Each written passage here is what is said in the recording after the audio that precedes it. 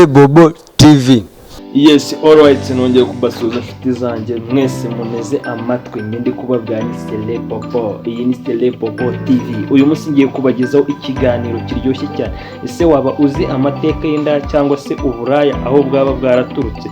Ibindi ni ukunkurikira kuri Selebobo TV, nanjye nkaza mbikuvira imuzingo.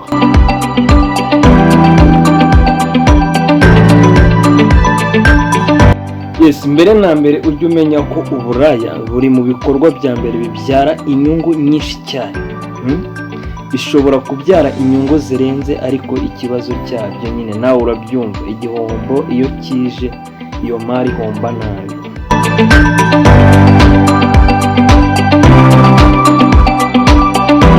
Ubundi buriya uburaya bwahaye abagore kugira ibyo bageraho byihuse cyane, cyangwa se ugasanga ari ibyo babonye mu gihe gitoya babikesha uburaya bakora cyangwa se uwo mwuga wabo wo kwicuruza.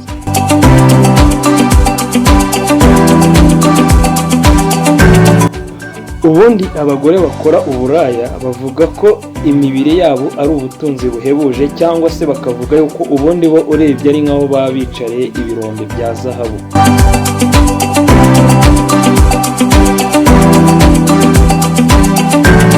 Ubundi buriya uburaya ni bizinesi itaragiye ivugwaho rumwe n'abantu benshi, kuko usanga bamwe bafata nk'abantu b'indaya se nk'abantu batesha agaciro. Bamwe usanga babita amazina atandukanye, bamwe bakabita street workers cyangwa se sex workers, ugasanga bagenda babita amazina menshi, ugasanga babita ko bakorera ku muhanda, ugasanga bavuga ko akazi kabo ari ako gucuruza igitsina.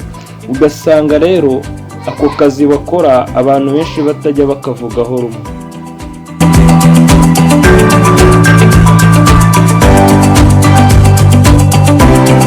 Ikibabaje rero ugasanga nubwo babitaye amazina, usanga indaya baziha amazina menshi mabi kandi asuzuguritse. Kandi twibukiranyije urebye usanga yuko ku isi yose indaya ziremewe, kuko usanga abagabo benshi bakeneye cyane ibyishimo bituruka ku bagore, usanga bo baziha agaciro, yaba aho bakorera ku mugaragaro cyangwa se mu byumba by'amazu y'aho baba bakorera. Ugasanga abagabo bakunda kuba ari bo bakiriya bazo. Ugasanga rero nubwo wenda nta mugabo wakwita indaya, no kugira ngo igitsina gore bakite indaya, usanga yuko n'abagabo nabo baba babigizemo uruhare, kuko abo bagore ntabwo bajya bisambanya, n'ubundi basambanywa n'abo bagabo.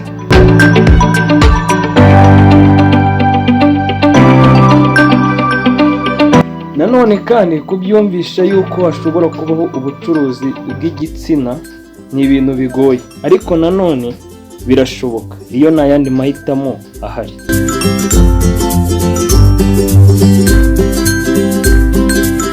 Muri iki kiganiro ndakwibutsa ko ubanza ukamenya Mesopotamiya.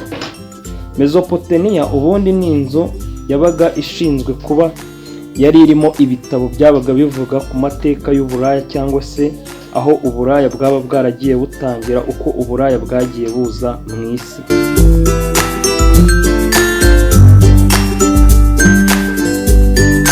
Noneho reka turebere hamwe ibyiza by'indaya bigera ku 10. Mbere na mbere, icya mbere buriya indaya zigerageza kubahiriza amategeko ya leta rimwe na rimwe uko bikwiye. Icya kabiri, indaya buriya zigerageza kubasha gukemura ibibazo by'abagabo ahanini usanga bishingiye ku irari ry'igitsina. Icya gatatu, indaya buriya zigira ubuntu bwinshi. Icya kane, indaya buriya yagukunze yakwemera ikagupfira. Icya gatanu, indaya buriya iyo yeretse amafaranga ntabwo ijya igorana.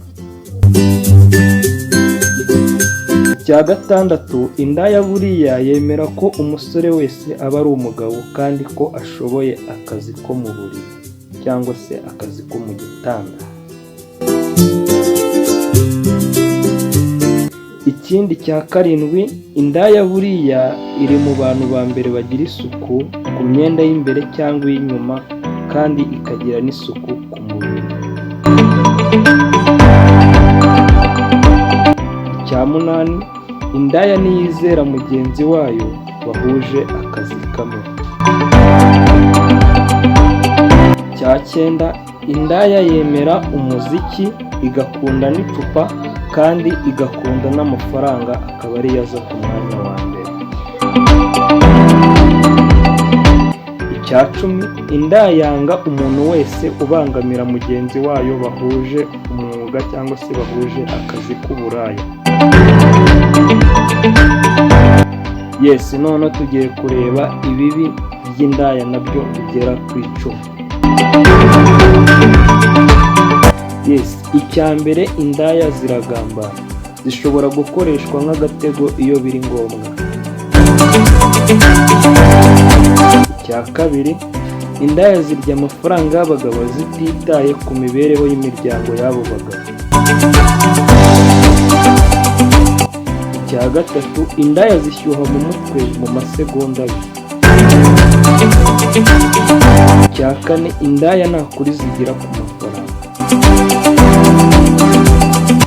Icya gatanu, indaya zihagararaho niyo zaba zifite ikibazo cy'uburwayi cyangwa se zifite ikibazo cy'ubukene bw'amafaranga.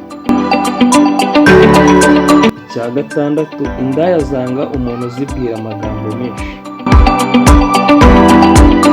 Icya karindwi, indaya zanga umuntu uzisebya mu bandi cyangwa se akazisebya mu ruhame. Icya munani, indaya ziratukana kandi zikanarwana. Icya cyenda, indaya zirwara inzika. Icya cumi, indaya zanga umuntu uzitunga urutoki cyangwa se akazivugaho areba hirya cyangwa se akajya avuga ibyazo ariko agaragaza yuko atari kuzivuga kandi mu by'ukuri bigaragara yuko arimo azivuga abibwira undi muntu. Ubundi abagiriki bo bagiye bemeza ko nta kibazo babona ku muntu wese wemera gucuruza igitsina cye igihe abona ko hari inyungu byaba bimubyara. Kandi tutakwibagirwa, ubundi abagore b'abagiriki bajyaga bakora uburaya, bakundaga kubukorera ahantu ku mihanda cyangwa se bakabukorera ahantu mu mazu manini yabaga yarateguwe, bakundaga kubita Paul, ugasanga niho hagiye haturuka iri jambo bitaga ngo porunogarafi. Iryo porunogarafi rero, iri jambo rikaba ryaturutse kuri iryo jambo bitaga abo bagore bakoraga uburaya babukorera ku muhanda no mu mazu manini babitaga Paul, akaba ariho haturutse iri jambo bita porunogarafi, rikaba ryaravuye kuri iryo zina rya Paul bitaga abo bagore b'abagiriki bakoraga umwuga w'uburaya. Ubundi hari ikindi kimenyetso usanga aba bagore b'abagiriki bakundaga gukoresha mu buryo bwo kwerekana yuko baga bakora umurimo w'uburaya. Wasangaga bafitemo inkweto zabo baragendaga bagakoreshamo akantu kameze nka kariya kaba kari kuri kashi kanditseho ngo nkurikira. Noneho bo iyo rero ako kantu bagafungaga munsi y'urukweto hasi ku buryo aho umugore yakandagira agatambuka, we iyo yabaga yakubonye kuri umugabo kandi umukeneye yarazaga akaguca imbere yawe, yamara kuguca iruhande aho akandagiye hagahita yandikaho ngo nkurikira aho hasi. Noneho nawe wabibonaga umenyaga yuko akora umurimo w'uburaya, noneho ugashobora kuba wamukurikira. Amasinenge menshi yo agenda akorwa mu buraya yo usanga ari menshi abantu bifashisha, n'abandi bifashisha utuntu bambaraga ku birenge, ugasanga ari akantu bazengurutsaga ku kuguru nyine kameze nk'umukufi, nako rero ugasanga nako karagaragaza yuko umuntu yaba akora umwuga w'uburaya. Hari byinshi tuba tuvuze hano ushobora kuba uzi, hari n'ibyo nawe utazi, ariko biba byiza buriya iyo duhaye komante. Kandi nanone ukibuka yuko abantu bakora umwuga w'uburaya ntabwo bose ariko usanga ari babi, kandi nanone siko usanga bose ariko ari beza. Ubwo rero amahitamo ni ayawe yo kuba wabijyamo cyangwa se utabijyamo, byose birashoboka kuko kandi n'abakora uburaya hari igihe biba ngombwa yuko nabo babuvamo, ugasanga babaye n'abakristo kurenza n'abo ngabo batabukoraga. Ubwo rero ntawaseka umuntu bitewe n'ibyo akora, akami ka muntu ni umutima. Yes, murakoze cyane mwe mwari mudukurikiye kuri Celebobo TV, nanjye mwavuganaga nawe ni Celebobo. Alright, ndabakunda cyane, mweke gukora subscribe, mukora comment, mukora na like kuri Celebobo TV. Ndabakunda cyane, mugire umunsi mwiza.